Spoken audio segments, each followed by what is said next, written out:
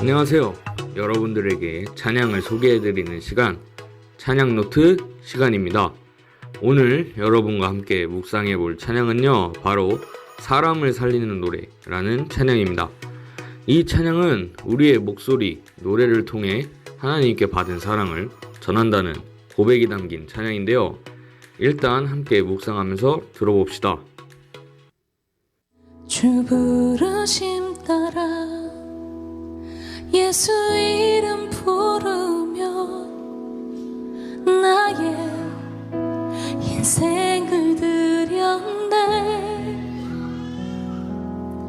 사람들이 해 못하고 결과 어떠하든지 주만 따라가기 원했네. 이제와 돌이켜보니 그저 부끄러울 뿐, 모두 다 주의 은혜라. 벼랑 끝에 선 나를 주의 손이 이끌어 여기까지 인도하셨네.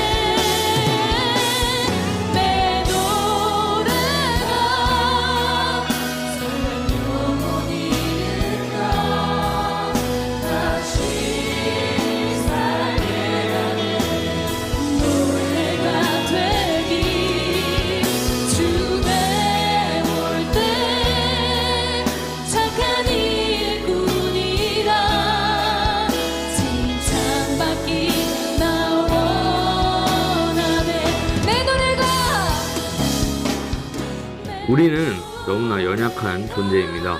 그렇기 때문에 주님의 그 영원하고 큰 사랑이 아니면 넘어지기 마련입니다. 주님은 우리에게 언제나 사랑을 주십니다. 그 사랑을 받았기 때문에 우리는 주님의 사랑을 세상에 전해야 합니다. 그것이 우리의 삶의 목적이 되어야 하고, 그것으로 인해 여러분들이 기쁨을 얻는 삶을 살아가는 그런 여러분이 됐으면 좋겠습니다. 사람을 살리는 노래였습니다. 다음 주에 만나요. 안녕.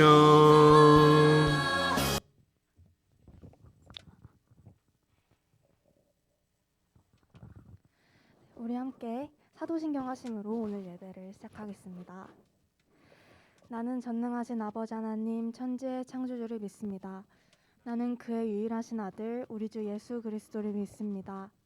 그는 성령으로 잉태되어 동정녀 마리에게서 나시고 본디오 빌라도에게 고난을 받아 십자가에 못 박혀 죽으시고 장사된 지 사흘 만에 죽은 자 가운데서 다시 살아나셨으며 하늘에 오르시어 전능하신 아버지 하나님 우편에 앉아 계시다가 거기로부터 살아있는 자와 죽은 자를 심판하러 오십니다.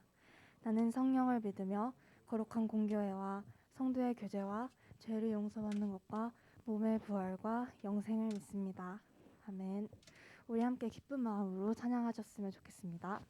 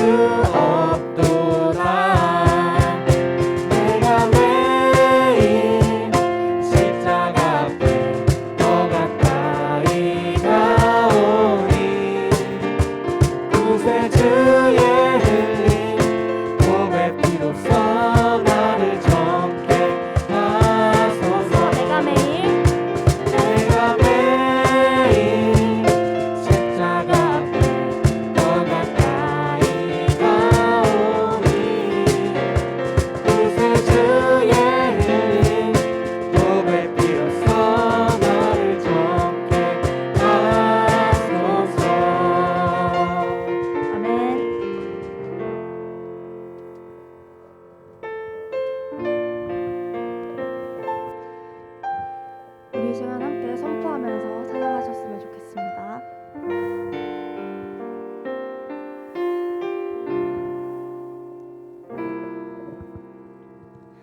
수많은 사람들 주를 따르네.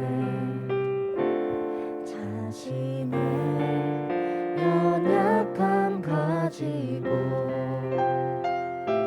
수많은 눈물의 시간 속에서 믿음으로 주를 보내. 다시 한번 고백합니다. 수많은 사람들 주를 따르네. 자신의 연약함 가지고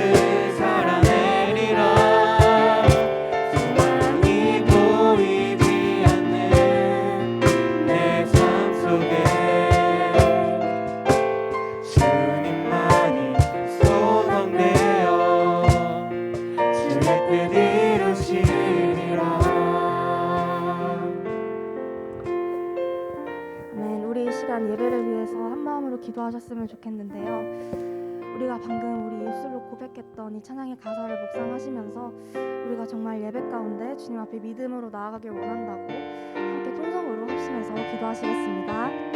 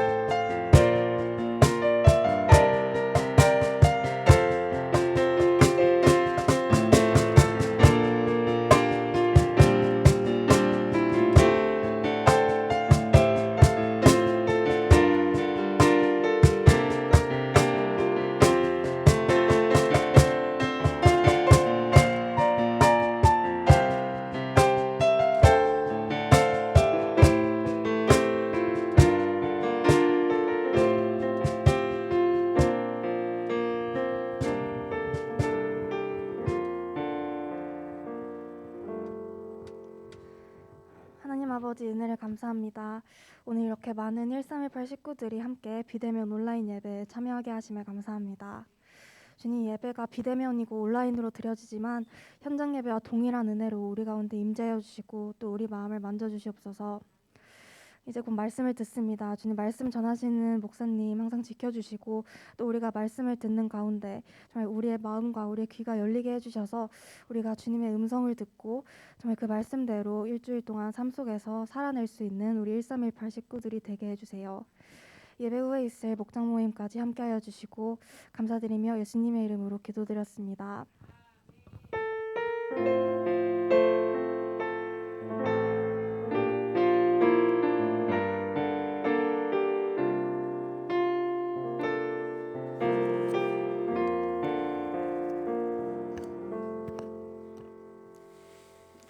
살아계신 하나님, 오늘도 주 앞에 나와 온라인으로 또 대면으로 함께 모여서 예배합니다.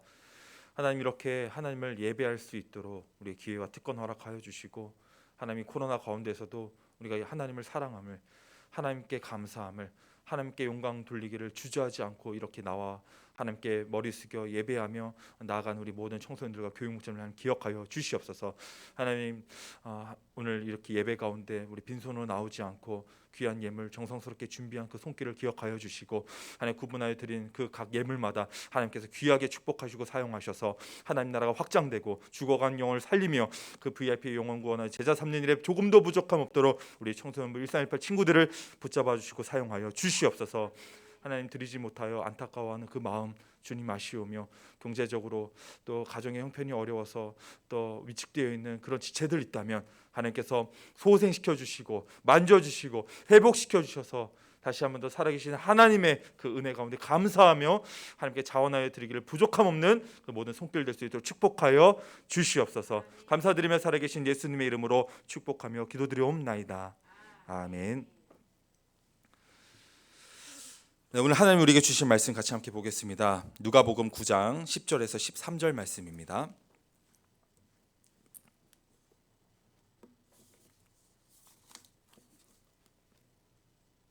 누가복음 9장 10절에서 13절까지 말씀, 우리 같이 음소거 해주시고 카메라는 켜주시고 같이 합독하겠습니다. 시작.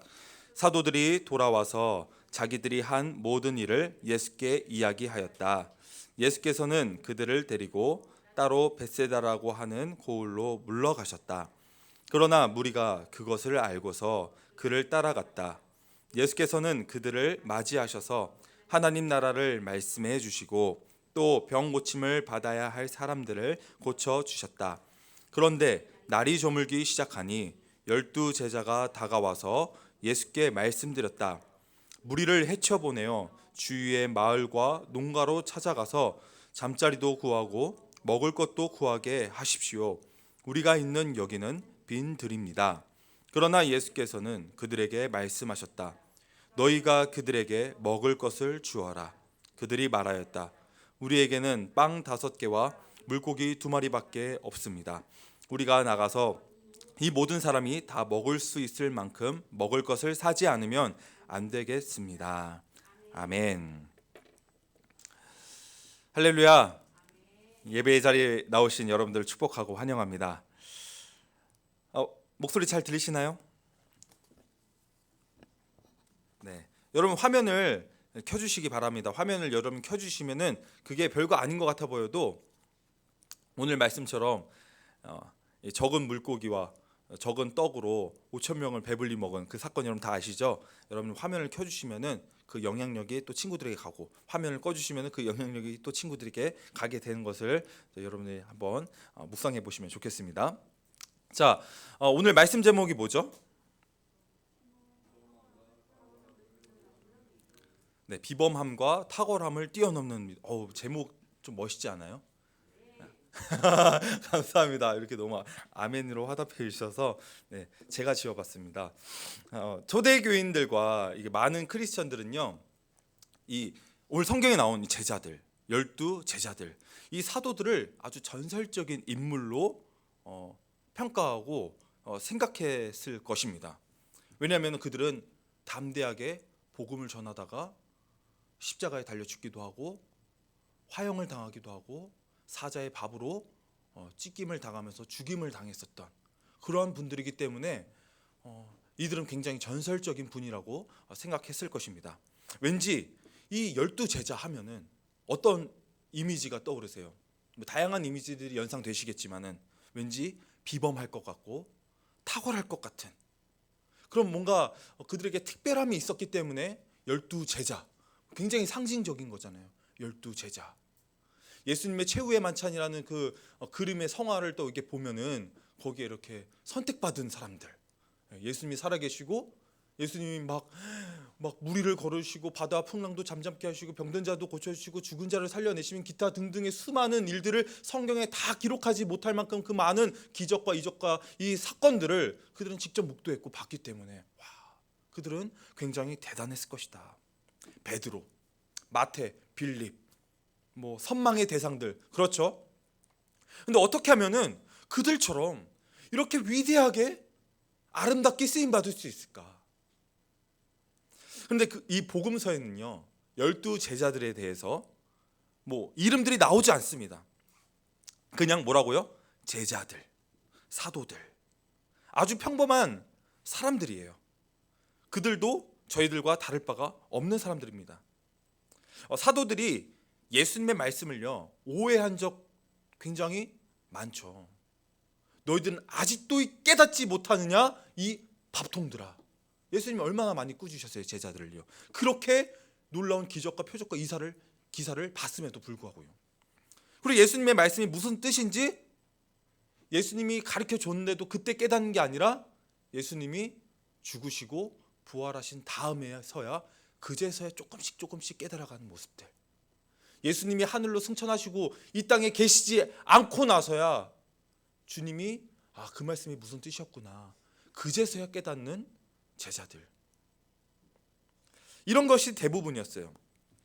믿음이 좋은 사람들은요 남들과는 다른, 또 남들이 보지 못하는 그런 것들을 보고, 또 남들이 할 수 없는 것들을 그들이 뭔가 행하고, 또 일반 사람들과는 좀 다른 사고방식을 가지고 살아가는 이런 사람들이 믿음의 사람일 거라고 생각하는 경우가 많습니다. 여러분은 어떻게 생각하세요? 그래서 믿음의 사람들의 일상이 궁금하죠. 그들의 믿음의 비결은 무엇인가? 저렇게 승리하고 성공한 비결은 무엇인가? 목장이 저렇게 사람들이 막 몰려들고 VIP가 막 예수를 영접하고 목장을 분구하고, 저기 목장은 무슨 특별함과 탁월함에 있어서 저렇게 성장할까? 궁금하죠. 그래서 어떤 일을 당했을 때, 특별히 어려운 일을 당했을 때 이런 사람들은 어떻게 반응할지가 매우 궁금합니다. 믿음이 좋은 사람들은요 기적을 가능하게 만드는 사람들이고, 기적을 가능하게 만드는 사람들은 꽤나 평범해 보이지가 않습니다. 이들의 특별함이 부러운 이유가 있다면 같은 믿음을 가지고 살아가는 우리는 그에 비해 우리의 믿음이 너무 평범해 보이기 그지없습니다. 이들의 특별함이 부러운 이유가 있다면 우리는 어쩌면 너무 초라해 보이고 남루해 보이고 이 연약한 믿음 때문에 그들과 비교할 때마다 우리는 너무 위축되고 나는 너무 모자라다고 생각하며 신앙적으로도 다운되어 있는 모습들을 보게 됩니다. 하나님을 신뢰하지 않는 것도 아니고 사랑하지 않는 것도 아닌데 그저 믿습니다라고 과감하게 행동할 수 있는 결단력이나 어떤 추진력도 없어 보입니다. 믿음이 있는 사람은 뭔가 어떤 그러한 특출남이나 있어서 또 삶에서 오늘 이 여러분 다 아시는 오병이의 기적을 매 순간마다 경험하며 살아가는 것 같아 보이는데 그에 비해 우리는 너무나도 믿음이 부족해서 그저 평범한 일상 속에서 평범한 생각들을 하며 그냥 평범한 삶을 살아가는 그러한 모습과 같아 보입니다. 하나님을 신뢰하지만 여전히 두렵다는 것이죠. 필요하다면 학교도 그만두고 내 통장 속에 있는 잔고도 다 빼가지고 헌금 드리고 싶고 또 내가 직장도 다니는 거 때려치고 이렇게 과감한 믿음의 모습이 하나님께서 기뻐하시는 믿음이겠다 싶은데 너무 계산적이고 너무 합리적이고 내겐 아무 기적도 나타나는 것 같지 않아 보입니다. 초대교인들은 아마 이 사도들에게는 이와 같은 특별함이나 비범함이 있었기 때문에 쓰임받았고 또 이들은 하나님 앞에 크게 쓰임받기 위해서 담대한 믿음을 가지고 그저 믿습니다. 주님께서 하시면 능치 못할 일은 없습니다. 이런 담대한 믿음을 가지고 있을 거라고 생각할 수도 있습니다. 사랑하는 여러분, 오늘 본문에 제자들이 나옵니다. 10절을 한번 볼까요? 제자들이 돌아와서 뭘 하죠? 자기들이 한 모든 일들을 예수님께 이야기했습니다. 어떻게 얘기했을까요? 9장 1절, 2절 말씀을 보면요. 여기 성경 다 펴고 계시죠? 9장 1절, 2절 말씀을 보면 이렇게 되어 있어요. 예수께서 그 제자들이라고도 안 하네요. 그냥 12이라고 해요. 숫자로 12를 한 자리에 불러놓으시고 모든 귀신을 제어하고 병을 고치는 능력과 권능을 주시고 뭐를 주셔요? 귀신을 제어하고 귀신을 쫓아내고 병들을 고치는 뭐를? 권능과 능력을 주셨다는 거예요. 그리고 나서 하나님 나라를 선포하며 모든 병든 사람들을 고쳐주게 하시려고 그들을 파송합니다. 보내십니다. 예배당 안에만 있는 것이 아니라 우리끼리만 모이는 것이 아니라 목장으로, 세상으로, 학업으로, 학원으로 여러분들을 보내십니다. 왜요? 하나님 나라를 선포하려고. 이게 하나님 나라다. 하나님 나라가 시작됐다. 그 증거가 뭐냐? 예수님이 마귀를 이겼다. 모든 인간은 마귀를 절대 이길 수가 없었습니다. 하지만 예수님이 모든 인류의 대표가 되어주셔서 마귀를 이기셨다. 이게 바로 하나님 나라가 시작되었다는 증거입니다. 그뿐만입니까? 병든 자들이 어떻게 해요? 고침을 받죠. 귀신 들린 자들은 귀신이 쫓겨나가죠. 이게 바로 하나님 나라가 임했다는 증거예요. 이런 기적들을 통해서 예수님은 살아계시구나, 하나님의 아들이시구나, 예수님이 메시아구나, 이거를 증명하기 위한 것이 아니라, 그래서 우리가 전도할 때 놓치는 것이 있어요. 야, 예수님 믿으면 병이 고쳐져, 예수님 믿으면 귀신이 쫓겨나. 여러분, 그거는 당연한 겁니다.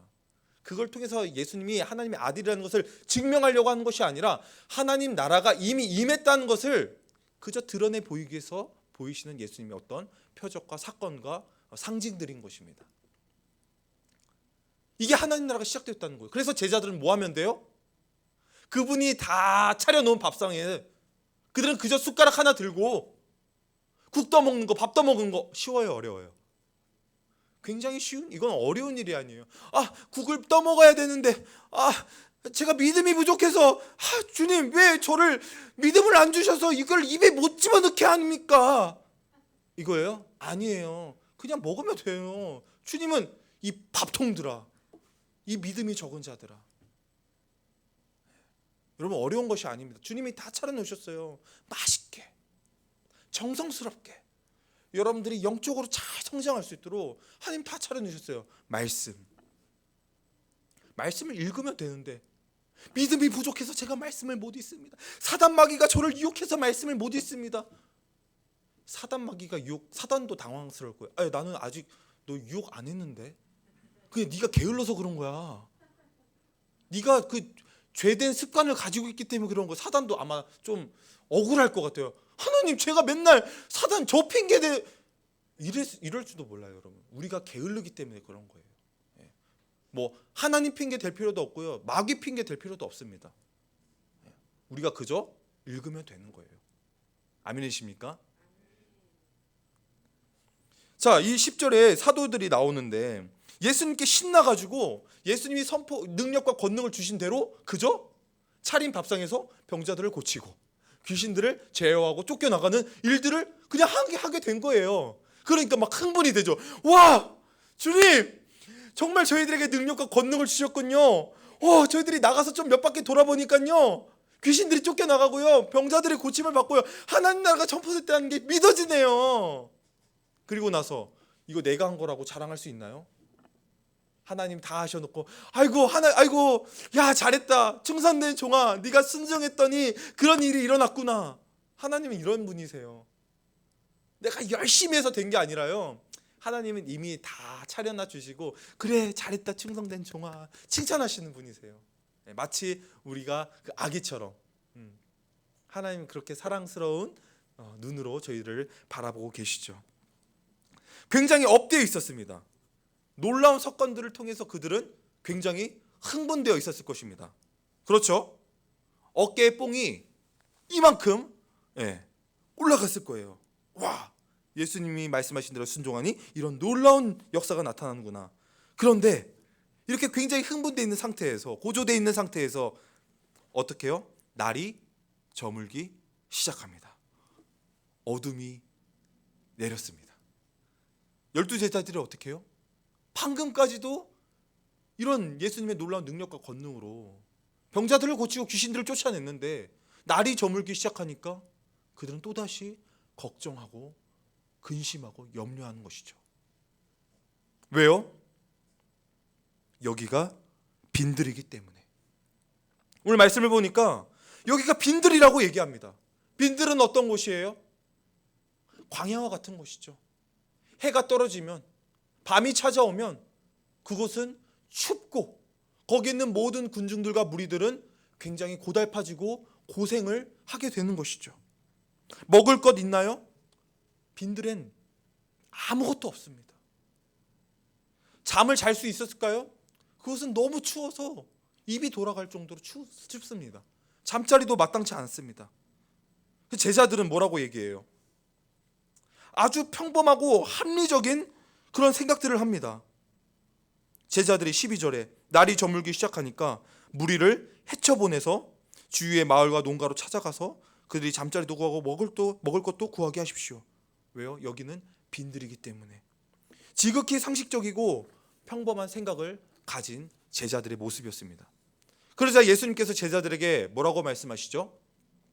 너희가 그들에게 먹을 것을 주어라. 그러자 제자들이 뭐라고 대답합니까? 예수님, 우리가 왜 그들을 먹여야 합니까? 그들이 각자 가서 그냥 먹을 것을 구하면 되지 않겠습니까? 라고 대답하는 게 보통 정상적인 반응이고 모습입니다. 그런데 그렇게 말하지 않고 예수님, 우리에게는 빵 5개와 물고기 2마리밖에 없습니다. 그래서 사람들이 다 먹을 수 있을 만큼 그 먹을 것을 저희들이 가서 사와야겠습니다. 이렇게 대답하는 거죠. 저를 보세요. 저는 이 대답이 너무 감사합니다. 어쩌면 믿음 연약하고 평범하고 특출남도 없어 보이는 이 제자들, 그들의 이름조차 나오지 않고 그저 숫자 12이라고 얘기하는 그들이 예수님께 이렇게 말씀을 하는 거예요. 전 이 대답이 너무 감사해요. 설령 제자들이 돈을 많이 가지고 있었다 칩시다. 당시 다른 성경의 복음서를 보면 200데나리온이라는 돈, 이거는 하루 일꾼이 품삯을 벌어서 1데나리온을 버는 건데, 지금 뭐 우리나라 돈으로 얘기하면은 뭐 거의 2천만 원 정도는 있어야 되는 그 돈입니다. 그들을 먹이려면. 거기에는 얼마나 많은 사람들이 있어요? 남자만 5천 명. 약 아이들까지 합해서 10,000명에서 20,000명 그 안팎 안으로 보고 있습니다. 수천 명이 있는 만여 명이 있는 그 자리에 그 사람들을 먹이려면 엄청난 돈이 필요한데도 불구하고 그들은 먹을 것을 사야 할 것 같습니다라고 대답하는 것이죠. 그들에게 돈이 많이 있었더라면 그 돈을 풀어서 배고픈 사람들에게 먹을 것을 사줬을까요? 여러분들이라면 돈이 있었다면 이 군중들을 위해서 기꺼이 사용했을까요? 전 사용했을 거라고도 믿습니다. 돈이 없어서 군중을 먹이지 못하는 것은 그나마 괜찮습니다. 하지만 마음도 없으면서 그저 돈이 부족하다고 돈이 없다라는 핑계로 그들을 섬기지 않으려고 하는 것은 더더욱이나 안타까운 일인 것이죠. 내가 왜? 그들이 나와 무슨 상관이 있기 때문에. 그들은 그저 먹을 것만 구하는 무리야. 예수님을 우리처럼 따르는 제자들이 아니라 그냥 구경꾼이라고. 내가 뭐하러 그들을 위해서 돈을 써야 돼? 이렇게 말하지 않고 주님, 먹을 것을 더 사야 할 것 같아요. 주님, 무리들을 저희들이 먹여야 될 것 같은데 저희들이 돈이 없어요. 주님, 우리가 가지고 있는 게 이게 전부인데 어떡하죠, 주님? 사랑하는 여러분, 기적은 주님을 따르는 사람들의 비범함이 아니라 예수님의 주권적인 계획과 섭리에 달려있는 것입니다. 주님께는 능치 못한 일이 없습니다. 이런 획기적인 고백과 행동이 있을 때에만 하나님이 기적을 베푸시는 것이 아닙니다. 우리의 지극히 합리적이고 평범해 보이는 생각일지라도 그러한 모습을 통해서도 주님은 주님께서 마땅히 하실 일들을 행하십니다. 우리의 어떤 노력이나 열심이나 큰 믿음 때문이 아니라 그것과 상관없이 하나님은 하나님께서 하실 일들을 마땅히 하십니다. 무엇일까요? 우리를 구원하시기 위한 그 사역. 내가 저지하거나 내가 막아서거나 내가 하자고 부추긴다고 해서 주님께서 그 일을 행하시고 안 하시고 거기에 달려있지 않습니다.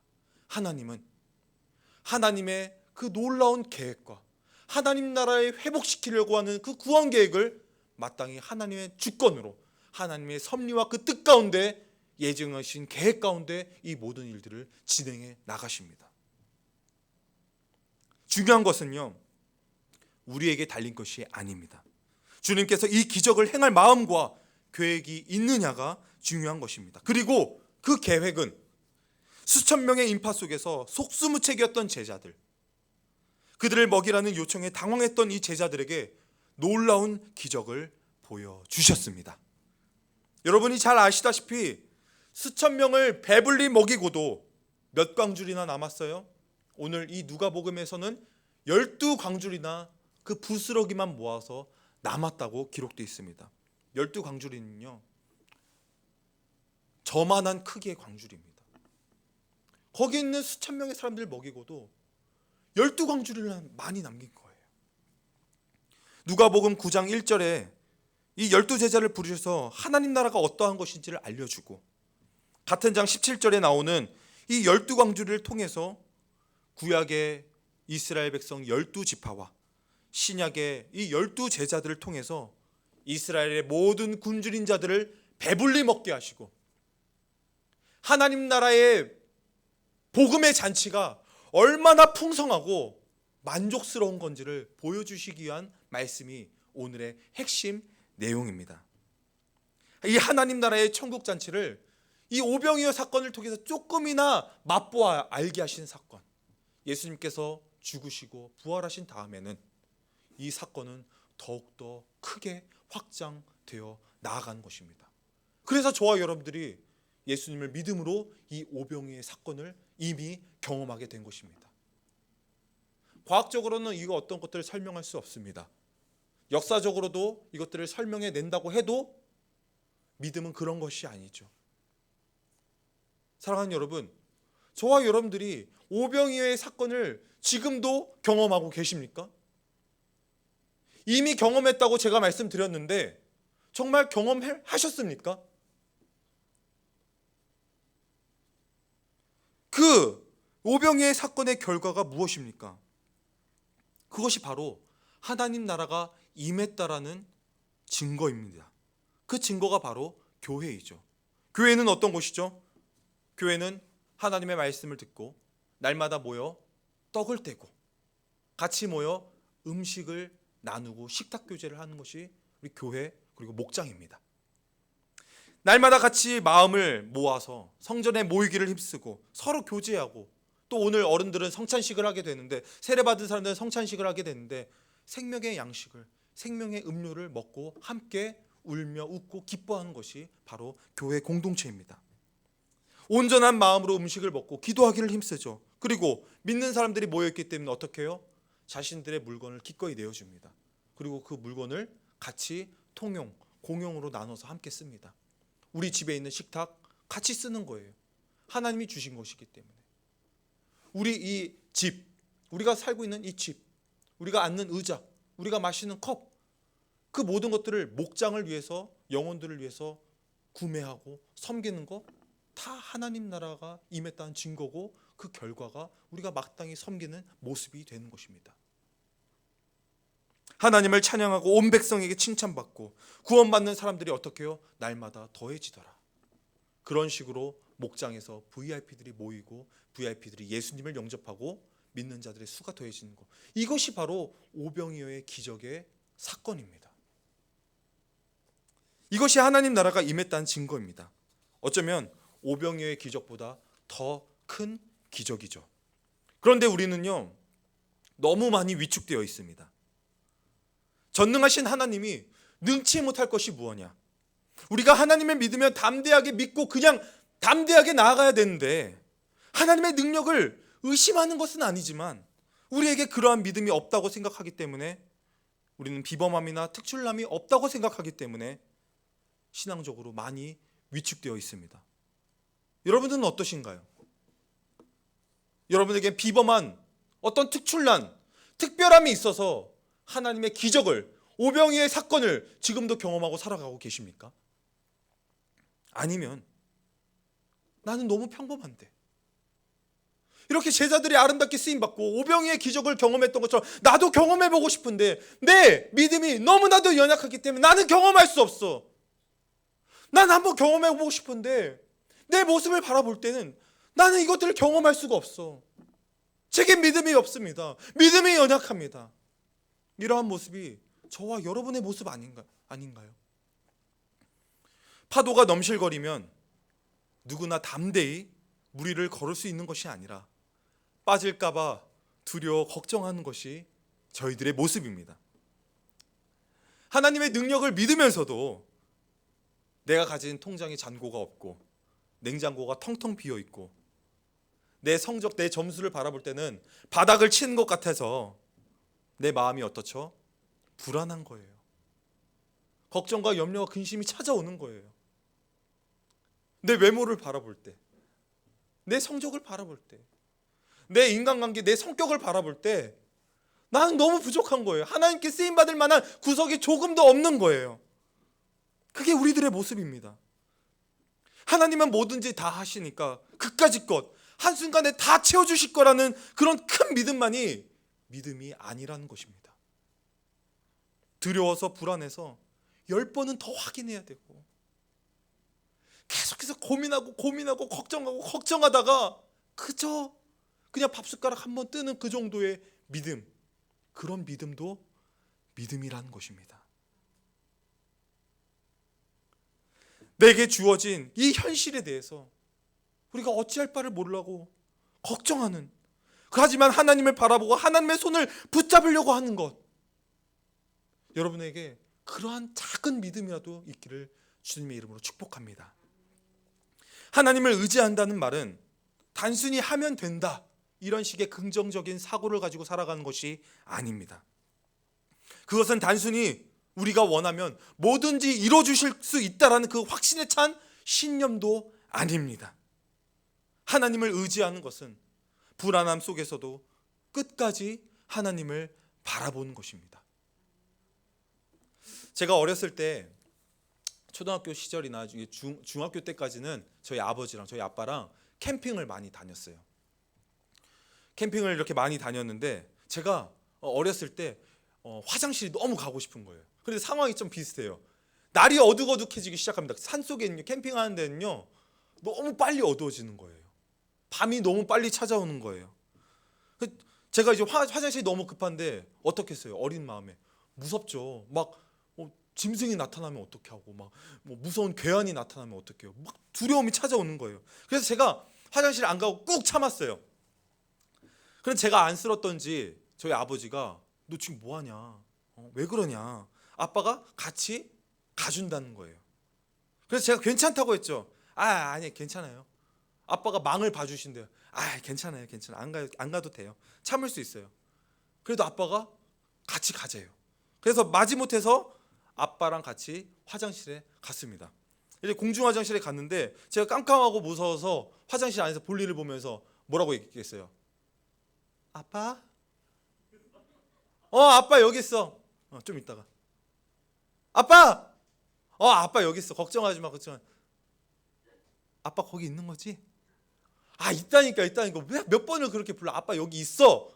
그런데도 저는 계속 불안했던지 아빠한테 노래도 시키고 아빠가 있는지 발도 쿵쾅쿵쾅 거려보려고 하고 계속 아빠가 있는지 확인을 하는 겁니다.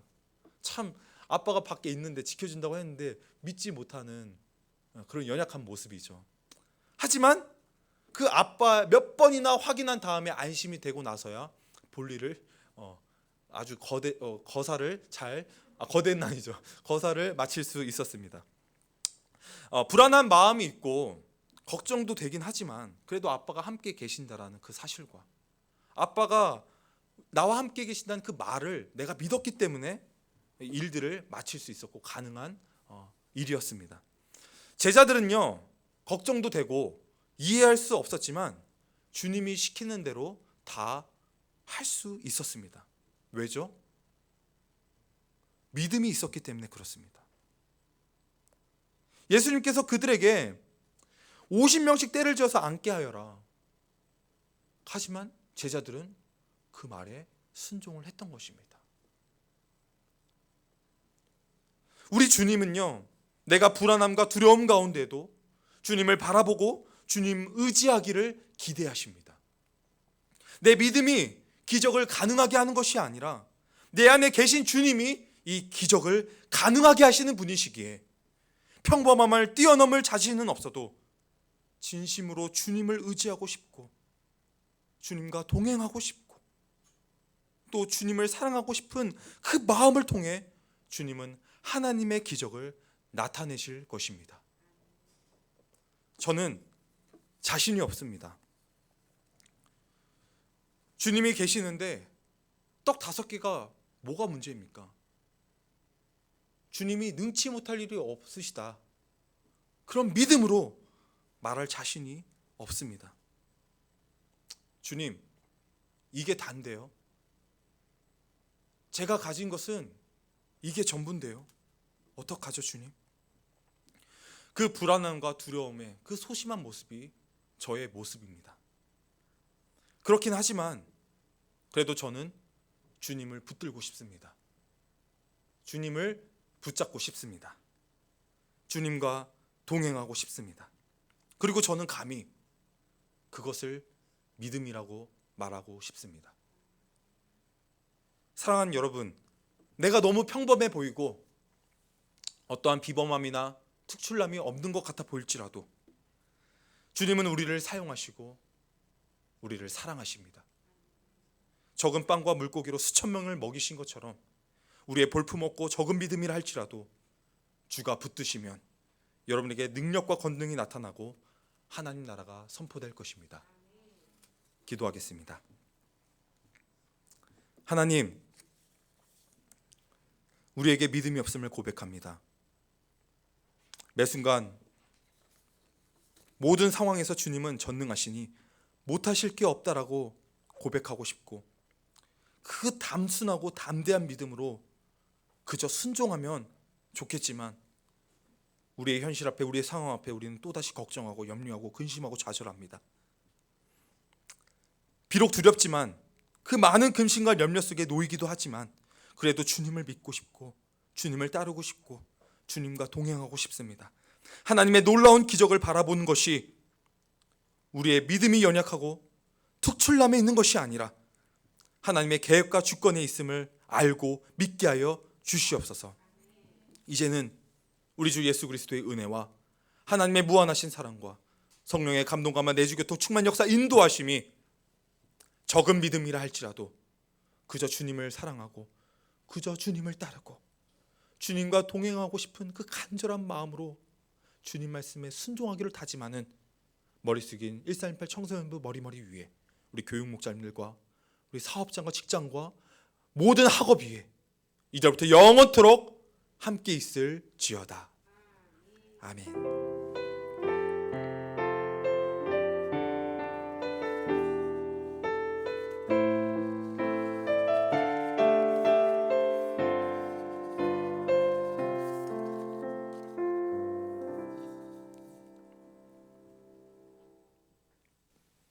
광고하겠습니다. 1318 청소년 예배를 주일 오전 10시 실시간 온라인 줌으로 진행 중입니다. 경건한 마음과 자세로 예배드립니다. 설교 노트를 작성한 학생들에게는 추첨하여 소정의 선물을 드립니다. 예배 후 목사님에게 사진을 찍어서 보내주세요. 한번 예배 후 목자 모임이 있습니다. 각 목장별 소그룹 회의실로 이동해 주세요. 카메라를 켜주는 센스. 4번 큐티의 삶 상공부가 진행 중에 있습니다. 큐티로 주님을 만나고 깊이 알아가는 시간이 되기를 소망합니다. 네. 주일 오후 반은 오후 2시부터 토요일 오전 반은 오후 10시부터 시작합니다. 열다 플래너를 꾸준히 활용하여 하루의 시작과 마무리를 알차게 보내는 방학 되길 바랍니다. 아멘. 목자 수련회가 2월 14일부터 2월 15일에 있습니다. 감사합니다. 네, 오늘 새내기 목장 배정 안내를 하겠습니다. 예배 전에 발표하면은 여러분들이 이거에 많이 관심을 가질 것 같아서 예배 마치고 지금 설교 후에 이걸 하는 겁니다. 자, 먼저 한번 PPT 띄워주시고요. 네, 목장 각자 배정 확인해 주셔가지고 지금 이제 바로 목장 모임을 이어서 할 텐데요. 그 목장 모임으로 들어가시면 되겠습니다. 우리 목원 여러분들은 또 우리 목자님과 같이 우리 새내기들을 열렬히 뜨겁게 환영해 주시고 막 기쁨이 어쩔 줄 몰라서 막 표출을 할 수 있도록 막 목장에서 보여주시는 거 아시겠죠? 네, 그렇게 해주시면은 감사드리겠고 또 우리 새내기분들은 가서 많이 좀 어색하고 좀 모든 것이 낯설 수 있지만은 그래도 여러분들이 또 잘 적응하고 열심히 하겠다는 그 마음가짐을 가지고 참여해 주시기를 바라겠습니다. 그럼 이어서 우리 목장 모임 가운데 하나님의 그 오병이어의 기적 같은 놀라운 역사가 나타나기를 기대하면서 바로 이동하도록 하겠습니다. 출발!